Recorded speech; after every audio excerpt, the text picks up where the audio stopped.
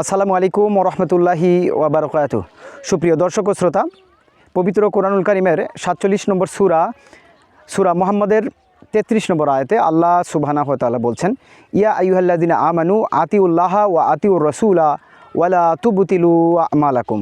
হে ঈমানদারগণ, তোমরা আনুগত্য করো আল্লাহর রাসূলের এবং তোমাদের আমলগুলোকে বিনষ্ট করো না। পবিত্র কোরআনুল কারিমের এই সূরার যে মর্মার্থ, সেই মর্মার্থ অনুযায়ী আমাদেরকে ইসলামী জীবনযাপনের প্রতিটি পদক্ষেপে আল্লাহ সুবহানাহু ওয়া তাআলার আনুগত্যের মধ্যে এবং রাসূলুল্লাহ সাল্লাল্লাহু আলাইহি ওয়াসাল্লামের আনুগত্যের মধ্যে থাকতে হবে। তা যদি না করি আমরা, তাহলে আমাদের আমলগুলো বাতিল হয়ে যাবে। আসুন আমরা এই আয়াতে কারিমার মর্মার্থ অনুযায়ী জীবনের প্রতিটি পদক্ষেপে আল্লাহ সুবহানাহু ওয়া তাআলা ও তার রাসূলের আনুগত্যের মধ্যে থাকবার চেষ্টা করি। আল্লাহ সুবহানাহু ওয়া তাআলা আমাদেরকে তৌফিক দান করুন, আমিন। ওয়া আখিরু দাওয়ানা আনিল হামদুলিল্লাহি রাব্বিল আলামিন। আসসালামু আলাইকুম ওয়া রাহমাতুল্লাহি ওয়া বারাকাতুহু।